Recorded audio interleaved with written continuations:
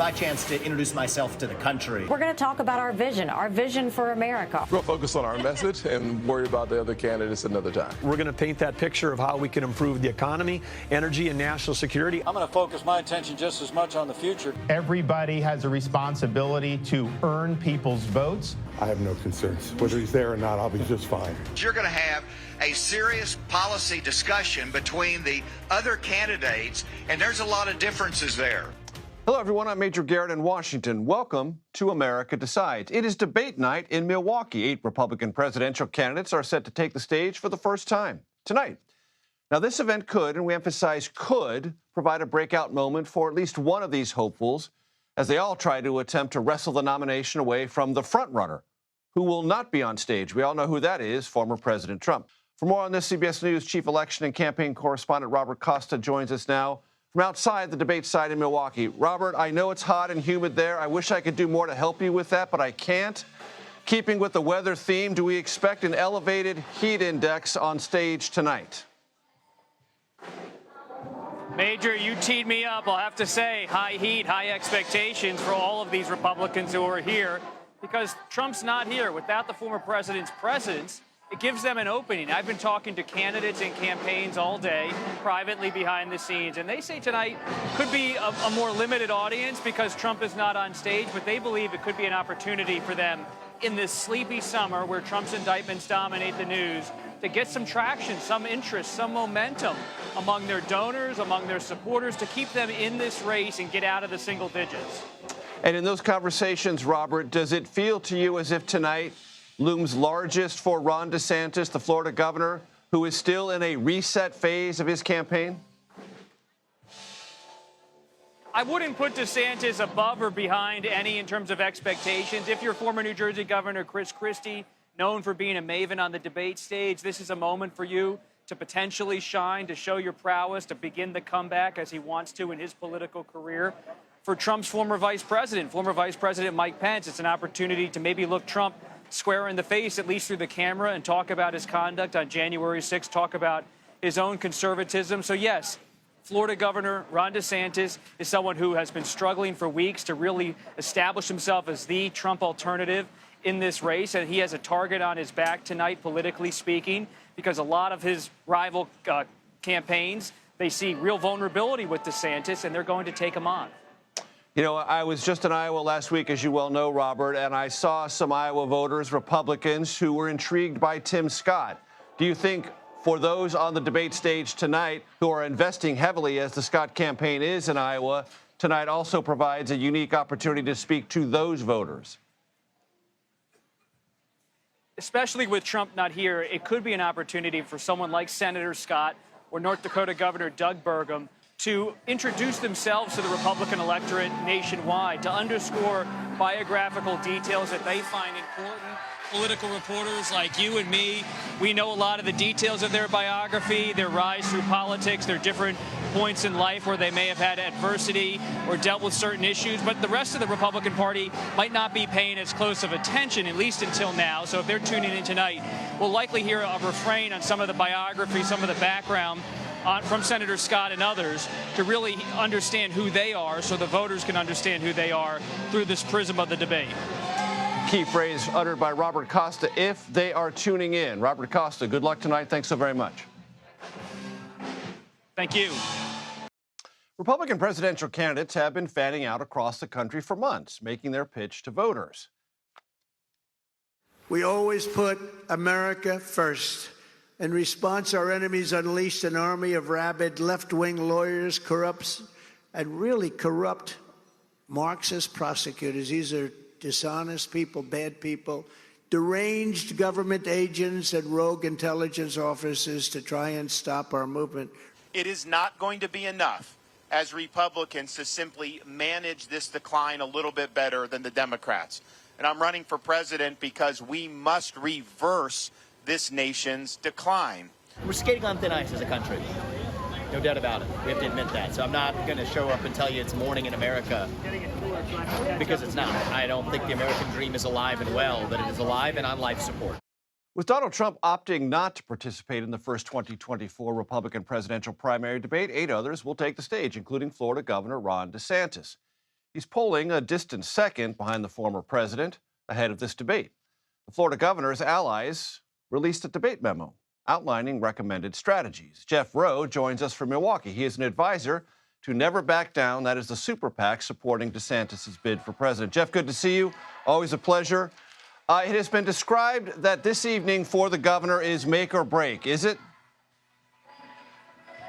No, not at all. We're excited about tonight. We're excited for the governor to share his vision for America with the voters for the first time.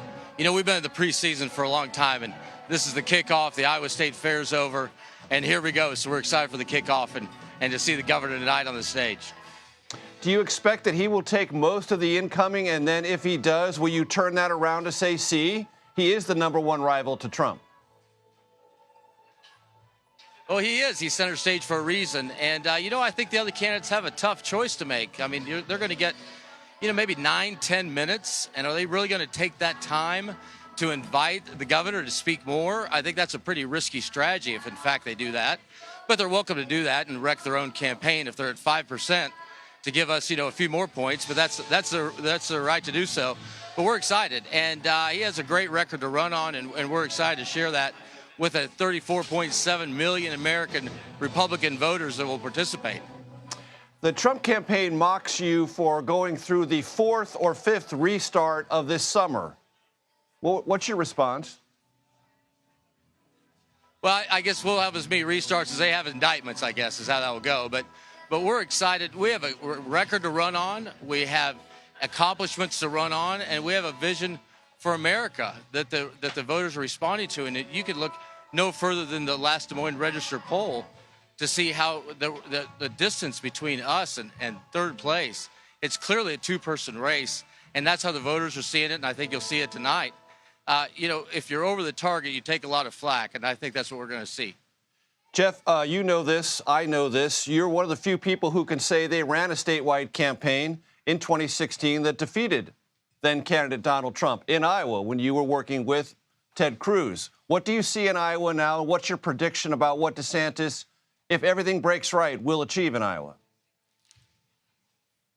Well, I think Iowa's a very tough state for the former president. It's a very good state for Governor DeSantis, and I just think, I think the field is ripe for us. It's not a field of dreams; it's a field of reality for us. We have 10,000 commitments to caucus for us. We've knocked on over 250,000 doors already, and we're ready for the kickoff. We have increasing momentum. We've had a great opportunity to introduce ourselves. We already have every county organized. I mean, we are laps ahead of where we were with Senator Cruz in the last campaign, a winning campaign. And that is a state that they need to meet you 3 times before they'll commit. And we have 10,000 already. So we're talking about 216,000 people that are going to participate in about 145 days from now. And we're leap years ahead of where we were then. And we have a candidate now with a record of governing and a vision for America that no one else can match. And so we're excited about where we are in that state. We're excited where we are in all the March states, frankly. And New Hampshire, where we're making ground. South Carolina's open terrain, even with candidates from there. So I couldn't be more pleased with where we stand today. Go ahead and do it, Jeff. Predict that you're going to win Iowa. I'm not going to pull a Joe Namath for you, but I will tell you this. If I was a former president, I would not like to be at 42% in the first caucus state. The governor recently made, Jeff, a reference to listless vessels within the Republican Party. How many of them are there, and where should I go look for them?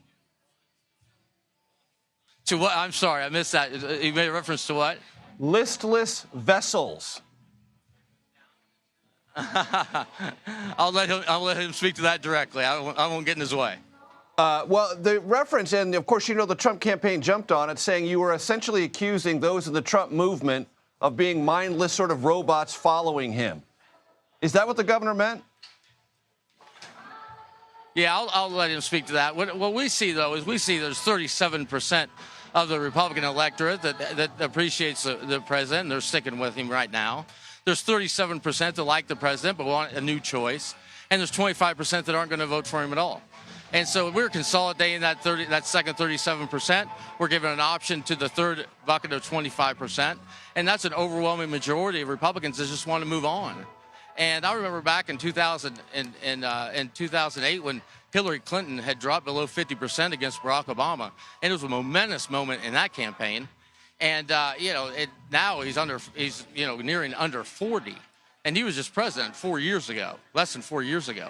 So this is a new Republican Party. They are looking for the future, not the past, and we present that vision for them, and they're responding. Jeff Rowe, joining us from Milwaukee, outside the debate headquarters. We thank you. Thank you, Major.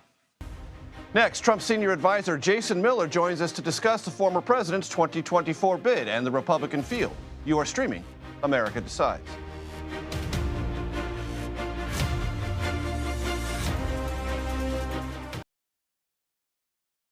It's just awfully good that someone with the temperament of Donald Trump is not in charge of the law in our country. Because you'd be in jail.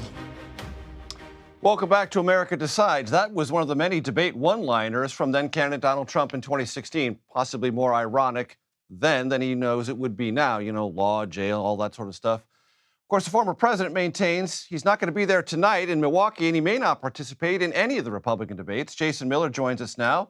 He's a longtime Trump ally and currently serves as a senior advisor to the former president's 2024 re-election campaign. Jason, good to see you. I know it's loud there. I'll try to make my questions as loud and clear as possible so you can hear them. You know as well as anyone, Jason, that there is a certain fluidity in how President Trump deals with certain issues. So is it clear to you that he will not, under any condition, participate in any future RNC-sponsored debate, or just not this one? Well, great question. The president did put out on True Social that he won't be participating in the debates, plural, and I would hold that True Social posting to be the case until he changes his mind, until he decides that he might want to jump back in. I don't want to go and get out ahead of the president, but for right now, he said he's not going to do them. And quite frankly, just according to the CBS polling that we saw, where he's up by 46 points in the primary, he's beating Joe Biden in the general election, according to premise data, where Ron DeSantis loses in the general election. I don't think President Trump needs to right now. So, Jason, is polling metrics the only measure by which the former president will decide to participate in a future debate? Yeah, another great question. Right now, President Trump wants to take the fight to Joe Biden. Americans all around the country are suffering, whether it be the high inflation, the rampant crime in our big cities, the poor southern border. They want someone to step in and actually take care of these problems right away. President Trump doesn't need 4 years or 8 years to figure out where the bathroom is. He can step in and address these issues right away. And so President Trump wants to talk about the issues, but look, you put him on stage with a bunch of folks who are at 0.5%, maybe 1%. I think Ada Hutchinson may even be in the negatives. I'm not sure how that's possible. But folks like that are just going to take pot shots. All you're going to hear tonight, Major, is basically a cheap copycat of President Trump's policies. Chris LaCivita described tonight as an audition for the Trump cabinet. Are you serious about that? There's a little bit of a tongue-in-cheek to it. There are actually some folks who are on stage this evening who I think have a lot of substance and have a very high deal of respect for. I think Vivek Ramaswamy, for example, has shown he's very dynamic on the campaign trail. I think he shows a lot of energy and enthusiasm. I think that's good for the Republican Party. Senator Tim Scott is someone who I've admired for quite a while. I think that's great. There's some other folks who are on the stage and maybe I don't have as much, admiration for when it comes to their abilities, in particular Ron DeSantis, the governor of Florida, who ever since he's gotten in the race, he's just dropped like a rock. It's not really a good look as far as where his polling numbers are. Every new reboot leads to another disaster. It's not a good look, but there is some good energy, folks on there. And I think President Trump will definitely look at some of the people and consider them to be a part of his team when he returns to the White House.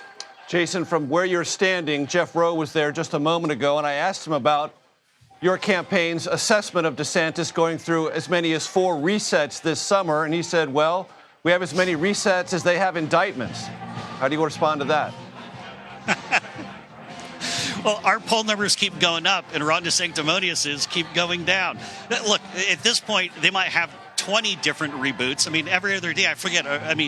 Major, you might know this. Are we in a reboot number 4 for Ron DeSantis or reboot number 5? But every time they do it, here's the fundamental problem. They're still stuck with the same flawed candidate, attacking Republicans with this this whole listless vessels thing. I mean, that's channeling Hillary Rodham Clinton. That's not a good look. Do you think at any point in this campaign, Jason Miller, former President Trump's poll margins over DeSantis or anyone else will decline? Or do you think he's going to remain where he is right now, that this race is essentially frozen and therefore near over? Polls are always going to have some aspect of fluidity. Fortunately for President Trump, his poll numbers have continued to shoot straight up. And I think voters realize when you talk about the witch hunt, you talk about the weaponized justice system, these politically motivated indictments that have come at him, President Trump's numbers keep going up, whether it's Alvin Bragg or Jack Smith or Fani Willis. There's the same result because I think a lot of people, Major, pretty smart. They can figure out, they see what's going on here. Why did Jack Smith and Biden sit on these things for 2.5 years and then now just go and start to file them just as we're approaching primary season? Voters are smart. They see exactly this is all politicized. Jason, when I was in Iowa last week, several people who are very experienced in politics there said if Trump wins Iowa, the battle for the nomination is over. So put simply, will the former president win the Iowa caucuses?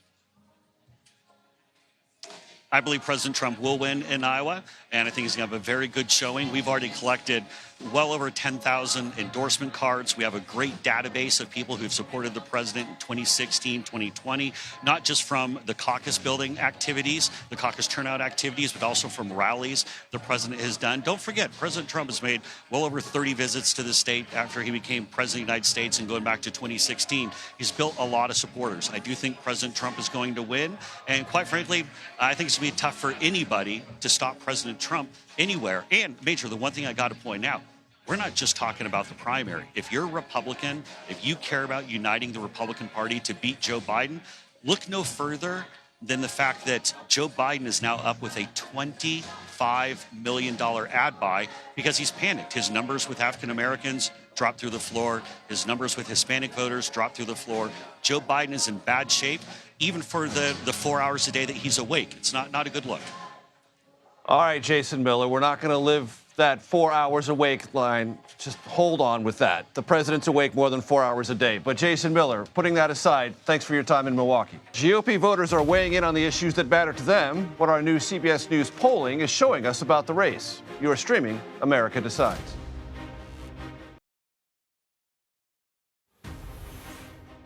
Welcome back to America Decides. A new CBS News poll is telling us more about the issues Republican voters want the candidates to talk about tonight. 86% of likely Republican primary voters tell us it's very important for them to hear plans about lowering inflation.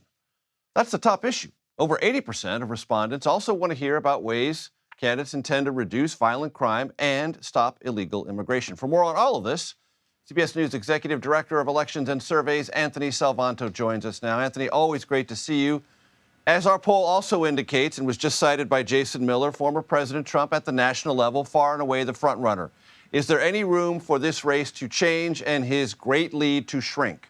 You know, like you were noting out there at the Iowa Fair, Major, you really see two types of Trump voters within that large block of Trump supporters. And in fact, it's so large that you can define all these votes in terms of what people think of him. So look at this. If I split this up, 30% of the total primary electorate I would consider Trump and only Trump voters, which means specifically they're voting for him and they are not considering anybody else. This is the base of the base. Now, look, in a crowded field, that might be enough in a crowded primary. So that puts a floor under the former president.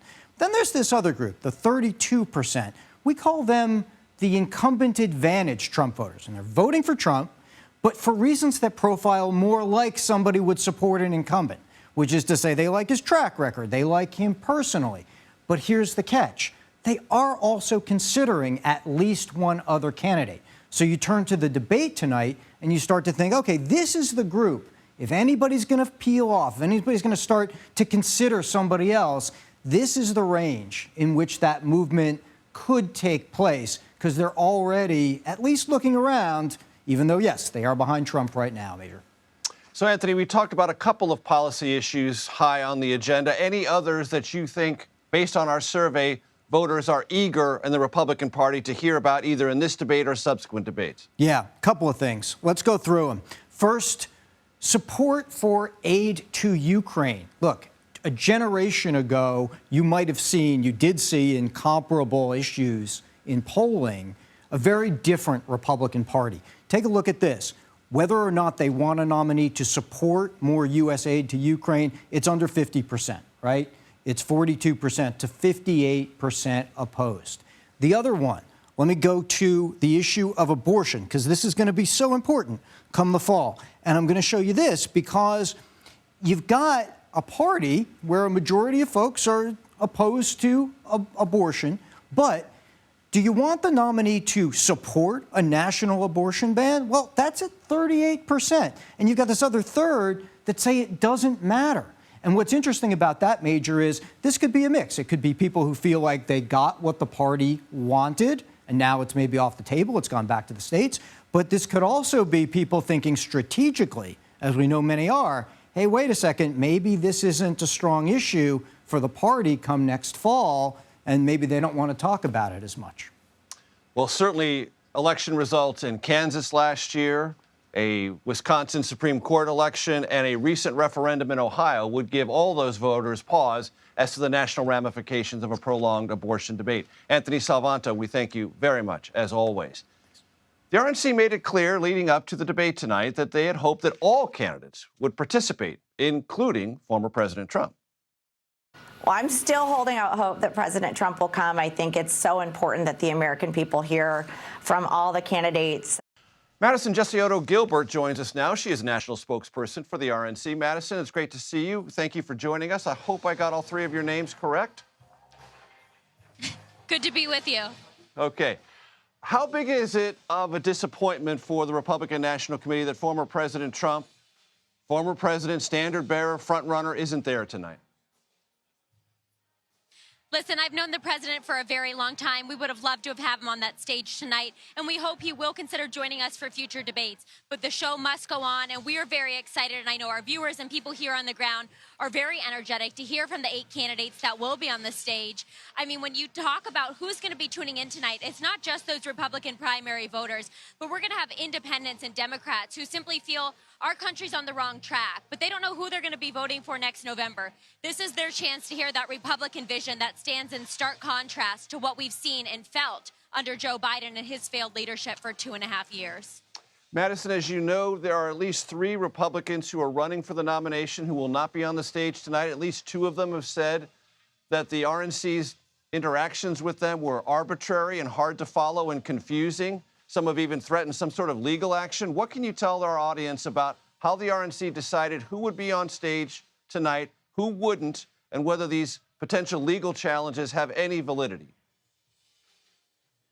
Let me start out by saying that we have absolutely no motivation at the RNC to keep anybody off that stage. We want as many candidates that can possibly qualify as possible up there. When it came to the criteria for how people could get on the stage tonight, we set that out in very early June.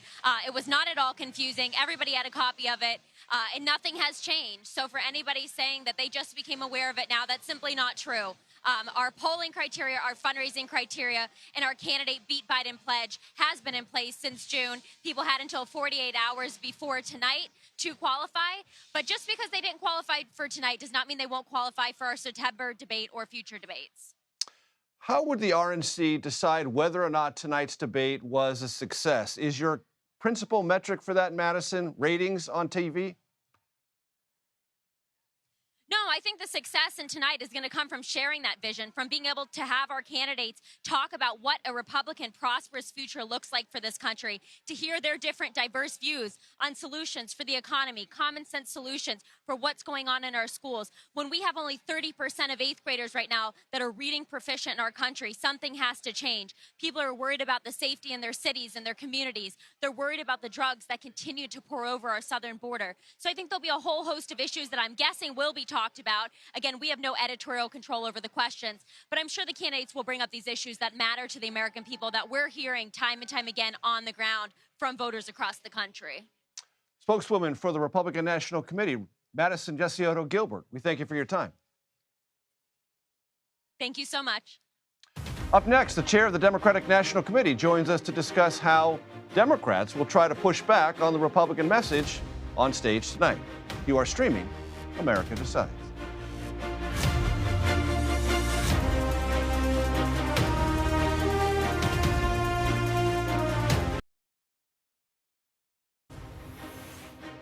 Welcome back to America Decides. The Democratic National Committee is, as you might expect, criticizing GOP candidates ahead of the debate in Milwaukee. DNC Chair Jamie Harrison said the event will host, quote, the most chaotic slate of presidential candidates in history. Jamie Harrison joins us now. Mr. Chairman, good to see you. What do you mean by the most chaotic slate in history? What do you mean by that?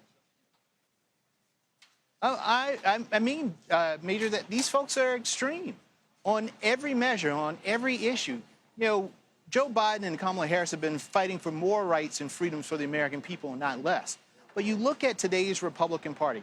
You got folks in this party who have been celebrating Putin. You got folks in this party who want to take away women's rights to control their own bodies because Ron DeSantis and Nikki Haley believe that they know better than women know better about what should happen to their own bodies. You're looking at folks who believe in banning books instead of banning the assault weapons that are mowing down our kids. And so when you think about today's Republican Party, they are all MAGA extremists. Doesn't matter if it's Donald Trump or any of the other ones that are going to be on the stage tonight. And what we want to do is to make sure that we paint the contrast. Joe Biden and Kamala Harris believe our better days are ahead of us and not behind us. This crowd believes that our better days are behind us. And that is the difference in this election. Jamie Harrison, chair of the DNC. What does it mean to you that Trump isn't there? It really doesn't mean much to me. I mean, that's Ronna McDaniel's problem. In the end of the day, it doesn't matter if it's Donald Trump or any of them who end up with a nomination. We are going to focus on making our case to the American people. I want to talk to you about something that Tim Scott, Republican from South Carolina, says with frequency on the campaign trail. And you know Senator Scott pretty well. He says, as if he's the Republican nominee, he will be Joe Biden and the Democratic Party's biggest nightmare. Is he right? Well, Tim Scott is currently the biggest nightmare for folks in South Carolina who actually want something to get done. I mean, this guy hadn't delivered anything for South Carolina. He's delivered big tax cuts for the richest and the wealthiest corporations in America. But for the people that I know in my hometown of Orangeburg or in Cameron or in Bamberg or Bowman, some of these really rural towns who just need a senator who will actually deliver for them, they haven't had that in a long time, not since Fritz Hollins. And I can tell you, Tim Scott ain't no Fritz Hollins. Tell me about these dark Brandon billboards in Milwaukee. Where can people see them and what are they about? Oh, Dark Brandon is all over the place. It's all over websites, on billboards. Dark Brandon is out there because apparently it drives the Republicans crazy. A, why do you think that is, and what's the point of driving Republicans crazy? Who knows? You know, in the end of the day, we are also putting out the messaging that we are for protecting Social Security and Medicare. We are for making sure health care is affordable and accessible to all of America's people.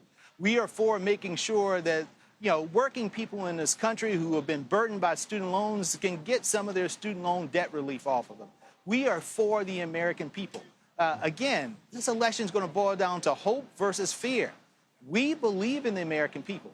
Republicans right now, they just want more power, and that's not what the American people want. Chairman Harrison, what does it say to you that during this summer of indictments, politically, it appears former President Trump is stronger than he was before the indictments began? I don't know, but I don't believe that he's stronger with independents. I don't believe he's stronger with Democrats. And at the end of the day, the coalition that elected the 80 million people who elected Joe Biden and Kamala Harris, a record no other president in the history of this great nation have ever got 80 million votes. Well, we believe that coalition will come back together again and double down on hope once more and send Joe Biden and Kamala Harris back to the White House to finish the job. Very quickly, Chairman Harrison, there are persistent reports, and it shows up in the polling data, softness among African-American voters for the president's reelection and younger voters 18 to 30. Do you agree, and what are you doing to address it? Well, listen, it is August of 2023. Most people don't even know who's on this stage tonight, so I don't take much credence in terms of polls. Because in the end of the day, Joe Biden, Kamala Harris are going all across this country. Democrats are going across the country to talk about how this administration, which is probably one of the most successful since Lyndon Baines Johnson, has done so much to improve and put America back on track. We are going to make sure that that message gets out to the American people. And then the only poll that matters is November of 2024. And I believe we'll win that poll like we did in 2020. Democratic National Committee Chairman Jamie Harrison joining us from Milwaukee outside the Republican debate site. We thank you, sir. Thank you so much for having me. More defendants in the Georgia 2020 election interference case are turning themselves into authorities. The 19 defendants, including former President Trump, have until noon Friday to surrender themselves to the Fulton County Jail. The former president has said that he will turn himself in Thursday. CBS News congressional correspondent Nicole Killian joins us now. Nicole, it's been a busy day there. Catch us up on what has happened, what you have seen. Yeah, that's right. Well, we have seen more defendants turn themselves in today, 7 in all, in addition to the 2 from yesterday, which brings us to a total of 9. Of course, the most prominent being the former president's leading ally, Rudy Giuliani, who just was at the jail a short time ago. Take a listen to what he told some of us in the press corps after he was booked. This is an assault on our Constitution. Fannie Willis will go down in American history as having conducted one of the worst attacks on the American Constitution ever when this case is dismissed. She has violated people's First Amendment right to advocate the government, to petition the government for grievances, like an election they believe was poorly conducted or falsely conducted. People have a right to believe that in America. Biden and the Biden state doesn't have a right to tell you what the truth is. So as you can see, there was a pretty chaotic scene as the former mayor exited his vehicle and tried to talk to some of us in the press after he made that statement. We did see him go to a bail bondsman. Of course, his bond was set at $150,000. I asked the former mayor who put up his bail. I also asked his attorneys who was paying for it. They did not comment, but some sources have indicated that the former mayor has been experiencing some legal troubles. He has been fundraising online also to kind of help with some of his funds.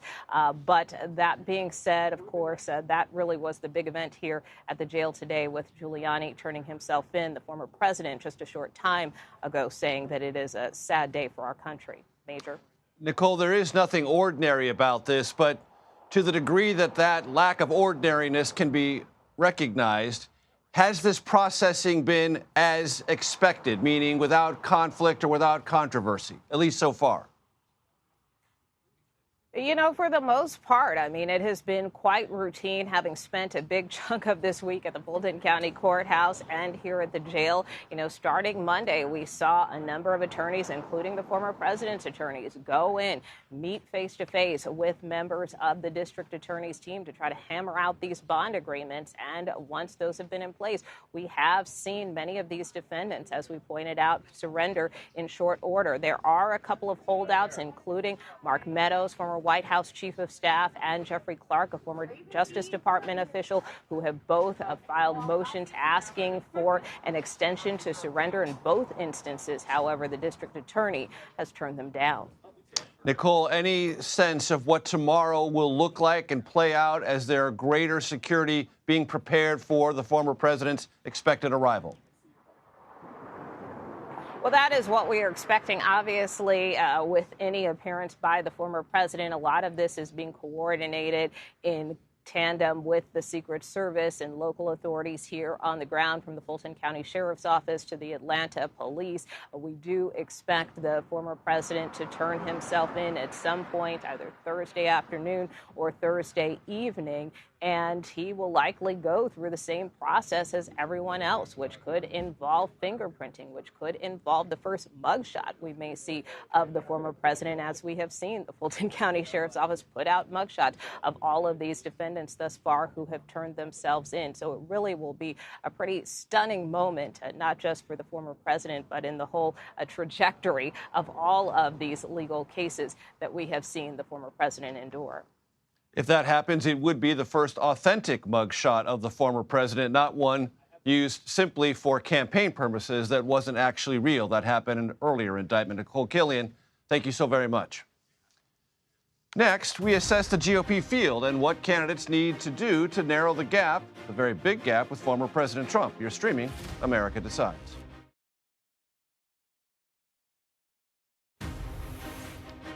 Welcome back to America Decides. Democrats have used access to abortion and reproductive health care to energize voters. We've seen that in a few elections recently. Now, that doesn't appear to be a key issue among Republicans. A new CBS News poll found that just 34% of Republican voters thought discussing stopping abortion was very important, at least to them. Ashley Etienne and Kevin Sheridan join us now. Let's do the introductions. Ashley is a CBS News contributor and former communications director for Vice President Kamala Harris and former House Speaker Nancy Pelosi. Kevin is a founding partner at Protein Public Affairs. He previously served as a spokesperson for the RNC and as a senior advisor for the Romney-Ryan 2012 presidential campaign. Okay, now that all the titles have been taken care of, Kevin and Ashley, it's great to see you. Kevin, let me start here. There is a temptation in our world, meaning the political junkie world, to overanalyze any debate, especially the very first one. Are there notes of caution everyone should use or employ to hyperanalyze the first debate of the Republican cycle this time around? Well, normally the first debate wouldn't be as important as this one is, because we're looking for one alternative to Donald Trump. Half the party is still open to that. All the polling says so. So if the party can coalesce around one person, be it Ron DeSantis or whoever else, then we can have a real race. And the 1%ers are going to have to understand at some point they've got to get out this time. They can't do a 2016, stay in the race too long, muck it up for the front runners, and give a real opportunity to take on Donald Trump one-on-one. Does that mean, listening to you as I was very carefully, Kevin, that the failure of DeSantis to catapult himself closer to Trump during this summer is the Republican Party political story of the year? Because if he had, the 1%ers would probably have a wider lane to have an honest conversation with themselves and say, okay, am I going to keep this vanity project or not? But DeSantis has fallen, not grown, and they're like, well, hey, why not? Why shouldn't I stick around, right? Yeah, he fell 10 points. He did not have a great launch, obviously. He should have gotten a bump out of his launch. He did not. He had $20 million dropped on his head, calling him sanctimonious and unlikable and everything else. And he's got to prove that to his donors, to the rest of the party that is looking for an alternative, that he's the man. And he's still in the best position to do that, but he's got to prove it, and he's got to do it fast before everybody starts looking for someone else. Ashley, from the Democratic perspective, what has this summer in the Republican Party primary contest meant? What has it told you? Well, I mean, what it tells me is there's a crisis of leadership in the Republican Party. The fact that there's a 1,000-pound gorilla in the room and everyone's acting like it doesn't exist, that the former president is indicted for the most egregious offenses against American democracy. It's on videotape. He's not denied any of it. And it's like it doesn't even exist, and it's not even registering in the poll among GOP primary voters. That is alarming, in my opinion. And the reason why is because really almost to some degree, I hate to be hyperbolic here, but the state and the health of American democracy is in the hands of Republican primary voters right now. So the fact that democracy is not even registering in the polls is a concern for me, because if you don't have a healthy democracy, nothing else matters.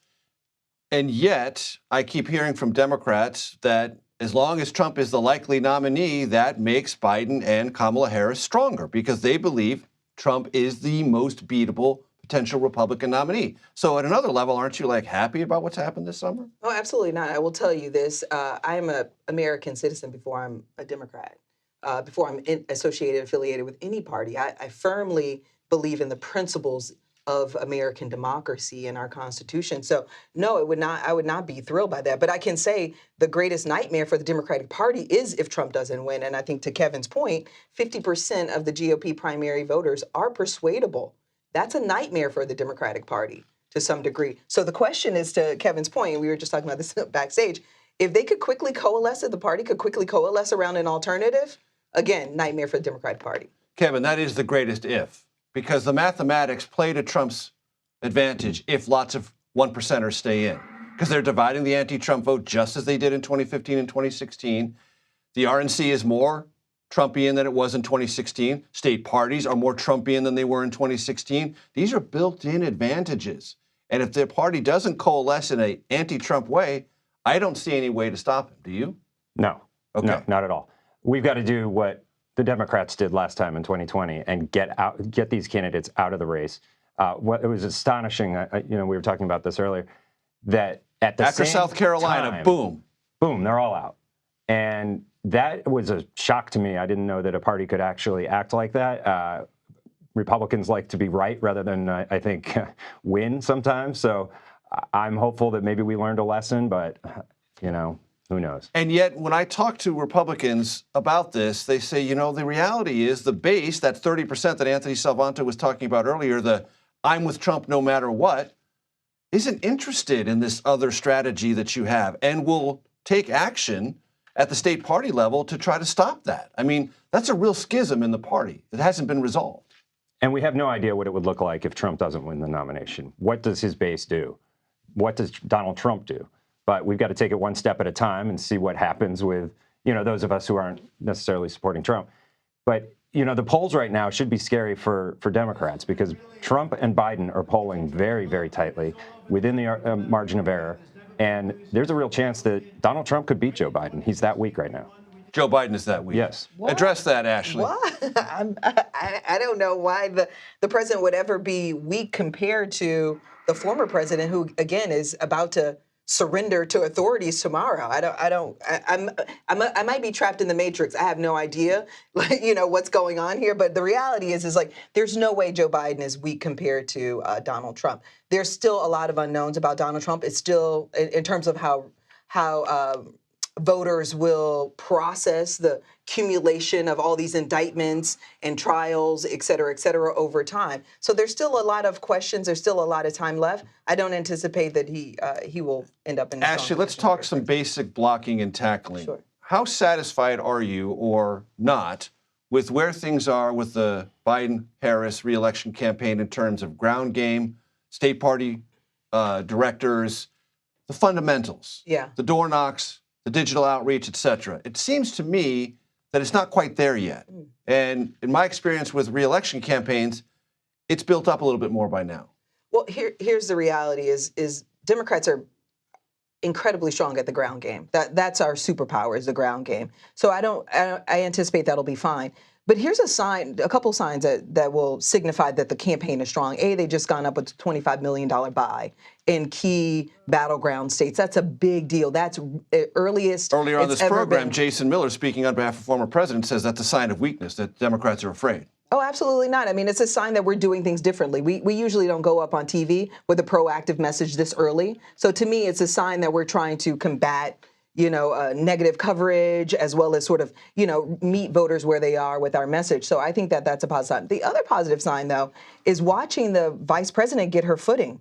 She's now taking, being more aggressive and taking more risks that's going to yield great return for the president.